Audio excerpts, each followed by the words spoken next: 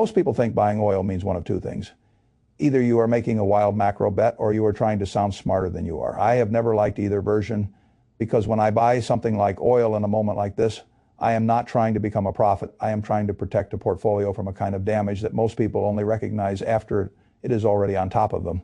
That is the real story here. Not excitement, not prediction theater protection. I have always believed that one of the most expensive habits in investing is the habit of pretending every position in a portfolio must do the same job. People fall in love with one category of asset, then ask it to solve every problem in their financial life.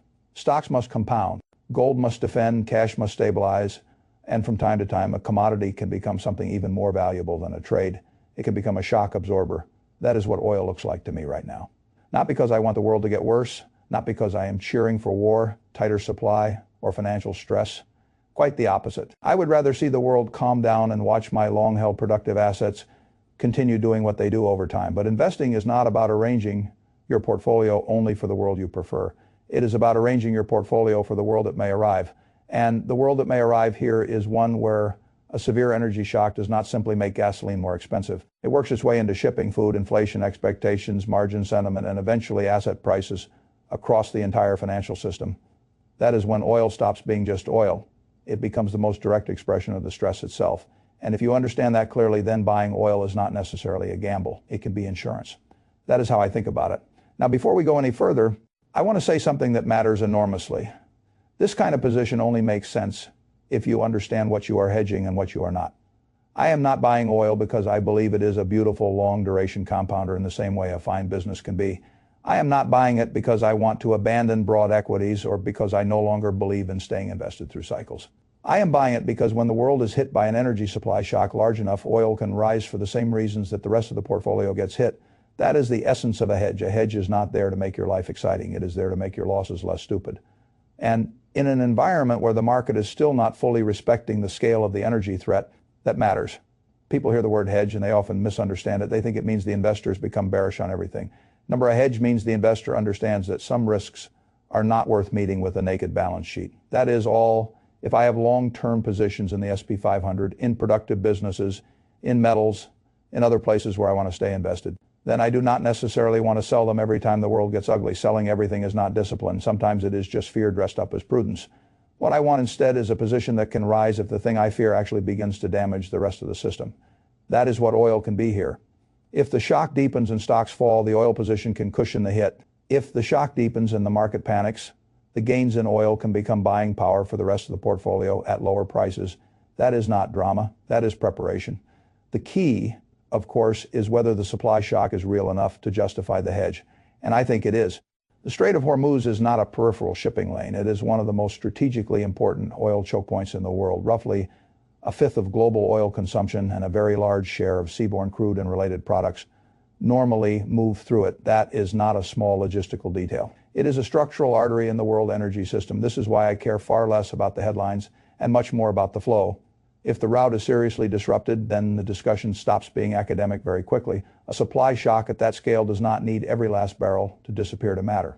It only needs enough uncertainty to make traders, insurers, shippers, governments, and refiners start changing behavior. That is how commodity shocks spread, not just through absence, but through hesitation. Tankers reroute, insurance becomes more expensive or less available. Governments start making strategic calculations instead of commercial ones. Inventories start getting treated not as ordinary inventory, but as emergency buffer. And once the market begins thinking in those terms, the price of oil no longer reflects only current conditions.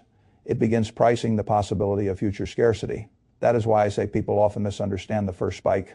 They look at oil moving above some round number and assume the shortage must already be visible in every barrel. Not necessarily. Prices rise first on anticipation. Physical pain often arrives later. That is one of the oldest truths in commodity markets. The futures market does not wait politely for a gas station to run dry before it reprices the risk.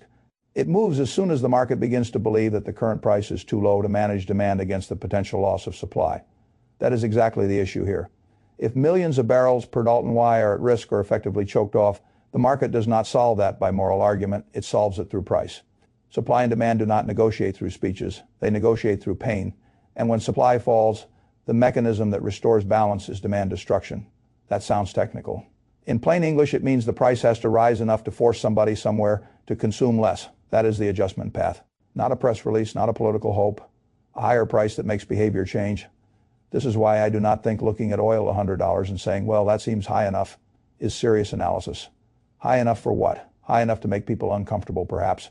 High enough to destroy enough demand to offset a historic supply disruption. That is a different question. And if the disruption is truly large and prolonged, the answer may be no. This is where inventories enter the story, and it is one of the most misunderstood parts of the whole setup. People see that price has not gone to some record inflation adjusted extreme yet, and they conclude the market must not be very worried. I do not interpret it that way. I interpret it as evidence that the market still believes there is a buffer.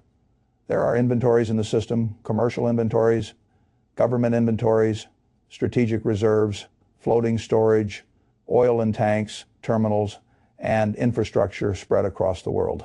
And that inventory functions like a shock absorber for a while. That is why the first move in price is not always as violent as the theoretical size of the supply hit might suggest. The market assumes some of the shock can be absorbed by drawing down what is already there.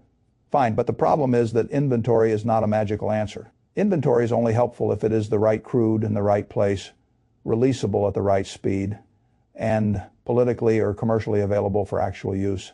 This is where a lot of surface level analysis becomes too casual. It is one thing to say the world has billions of barrels in storage. It is another to ask how much of that is realistically drawable in a real crisis, how quickly it can move, where it sits, and whether it can actually solve the shortage the market is facing. Those are very different questions.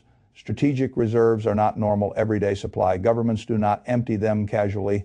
Storage located in the wrong region does not solve an immediate bottleneck in the region that needs it. Crude quality matters, refining constraints matter, transportation capacity matters, release speed matters, and once you account for all of that, the comforting headline inventory number becomes less comforting. What matters in practice is not simply how many barrels exist in total, it is how many barrels can actually be mobilized into the market quickly enough to prevent the loss of confidence that drives price higher. That is the real issue. And if the market starts to believe that the usable buffer is thinning toward uncomfortable levels, panic begins before the tanks go to zero. That is how these things work.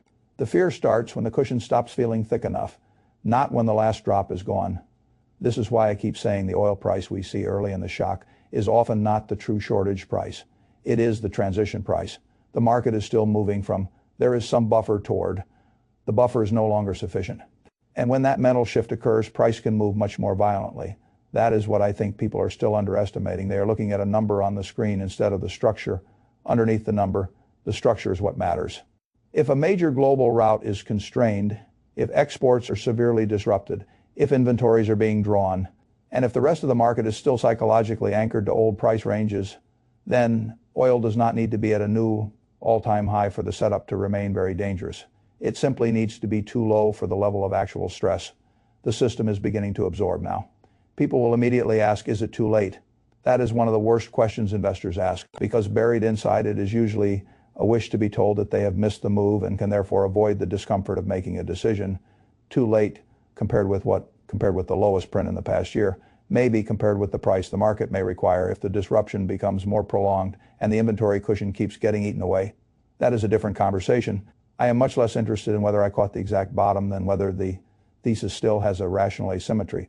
If the thesis is that a structural supply shock is not being fully priced, then the relevant question is whether the remaining upside in that scenario still exceeds the downside. If the situation de-escalates, that is the only sensible way to think, not in ego terms, in payoff terms.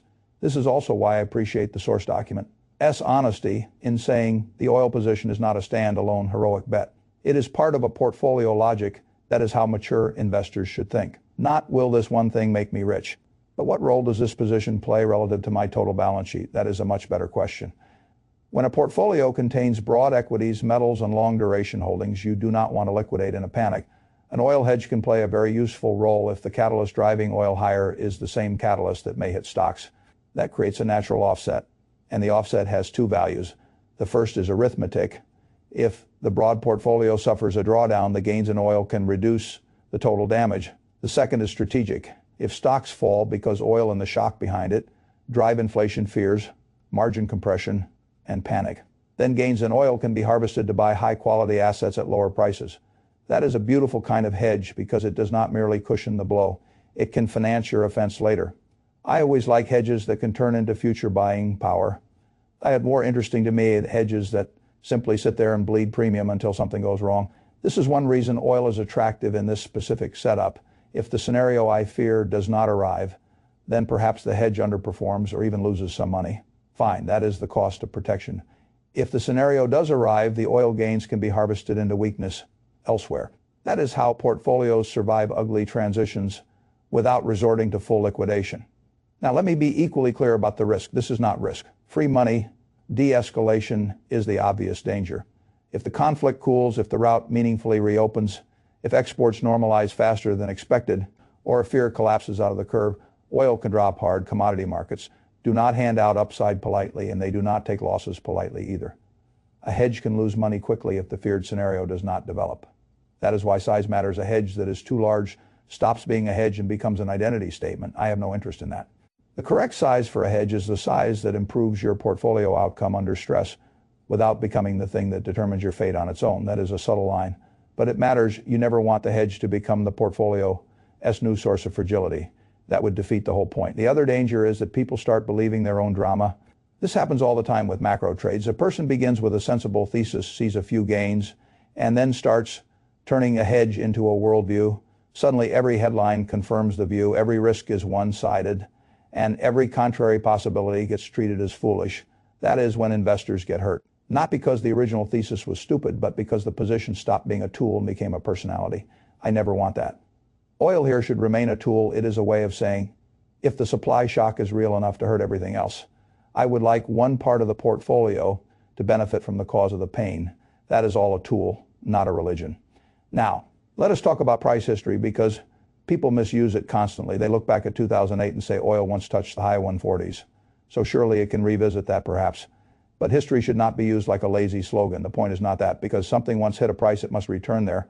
The point is that the oil market has previously proved capable of repricing violently, even without a disruption, quite like this one.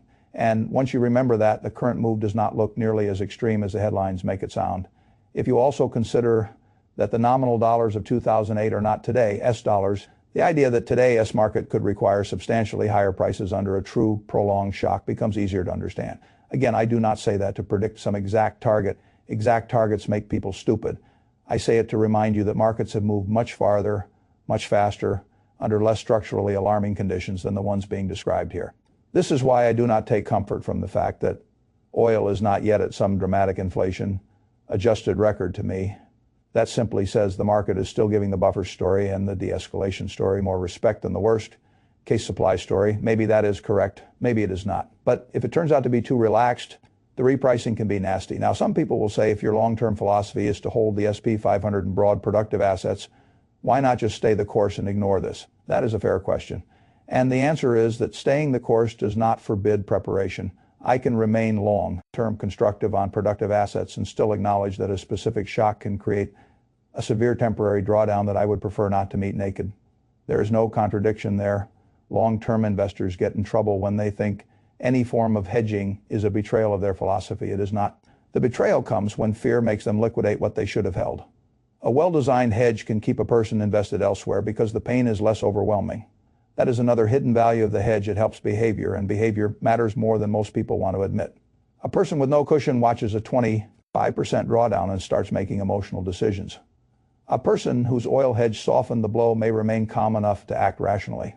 That rationality is worth a great deal. It may be the difference between buying the dip and becoming the dip. That is why I do not think about this oil position as some isolated macro stunt. I think about it as an emotional stabilizer with arithmetic potential. It can reduce damage, it can create redeployment cash, and it can make the owner of the broader portfolio less likely to do something permanently foolish under temporary stress. That is a lot of value from one well-understood position. Now, the key word in that last sentence is understood. If you do not understand oil, do not pretend you do. If you do not understand the vehicle you are using to express the view, do not use it. This is especially important because there are many ways to gain oil exposure, and they are not the same. Physical commodities are not the same as energy producers. Futures exposure is not the same as an integrated oil company. An ETF tracking front. Month crude behaves differently from a basket of energy equities. The structure matters, the role behavior matters, the company balance sheet matters, the dividend matters, the geopolitical exposure matters. A person who buys oil without knowing which layer of the expression he actually owns is not hedging, he is improvising. And improvisation is not a quality I admire in risk management. That is why I always come back to position, roll size, and expression roll first. Why is it here? Size second. How much damage can it do if I am wrong? Expression third. What exactly did I buy? And how will it behave under different versions of the scenario? Those are the adult questions. Everything else is entertainment. Now, if the situation worsens and oil rises sharply, what then? This is where I think many investors fail again. They get the hedge right and then become emotionally attached to the winner. That is a mistake. The purpose of a hedge is not to become your new favorite asset. The purpose of the hedge is to do its job. If the job is to cushion a crash or create buying power, then at some point the gain should be harvested with that purpose in mind. That is the whole point. If oil spikes and the rest of the portfolio is badly hit, I do not want to stare admiringly at my oil gains while doing nothing. I want to use some of that success to upgrade the rest of the portfolio at better prices. I had been intelligent on reallocation looks like in a shock. Use the asset that the crisis rewarded to buy the assets that the crisis punished, assuming your long-term conviction in those assets remains intact. That is one of the cleanest forms of portfolio management I know. You are letting the market pay you for preparation, and then you are using that payment to acquire future compounding at a discount. That is the opposite of panic. That is strategy, and that is why I like this setup so much more as a hedge than as a standalone narrative trade. Now, let me say the quiet part. I hope the war cools. I hope the rout normalizes. I hope the oil hedge becomes less necessary because the rest of the portfolio can then continue compounding without major interruption. I do not root for crisis, so a hedge can work. That is juvenile. But hoping is not planning. Planning is saying, if the ugly path becomes the real path, I will not stand there helpless. That is the whole discipline. And once you see the world that way, this kind of position becomes much easier to understand. I am not buying oil because I want to guess headlines. I am buying oil because if this supply shock really is as structurally serious as it appears, I want to own the thing most directly linked to the pain that could be about to spread through everything else. That is the logic. If the shock fades, I may lose some money on the hedge. So be it. Insurance costs money. If the shock deepens, the hedge can do exactly what it's hired to do. That is a trade-off I can respect. The great mistake investors make is wanting upside without cost, defense without sacrifice, and protection without drag. That is fantasy. Real portfolios pay for resilience one way or another, sometimes through lower expected returns, sometimes through cash drag, sometimes through hedges that lose money when the feared scenario fails to appear. The important thing is not avoiding all cost. It is making sure the cost buys something real here. I think it does because this is not a normal environment. Normal environments do not involve a shock at one of the world's most important oil arteries while inventories are being leaned on and the broader market is still acting as though the resulting economic damage can be politely contained. Maybe it can. But I do not like pretending on behalf of my portfolio. I would rather prepare. That is the final point I want to make. Preparation is not pessimism. Preparation is respect for how fast macro conditions can move, respect for how sharply assets can reprice, respect for the fact that the market often notices the true seriousness of a supply shock late. And once it notices, it does not reprice slowly. That is why I am investing in oil right now, not because I want to gamble on chaos, because if chaos starts to price itself, honestly, oil may be the cleanest place in the portfolio to absorb the shock. And if it does its job, I will gladly use those gains to strengthen everything else I already wanted to own for the long run. That is not speculation. That is risk management with an offensive second act. And in moments like this, I find that kind of position much more useful than pretending a historic energy shock will somehow stay politely confined to one corner of the world.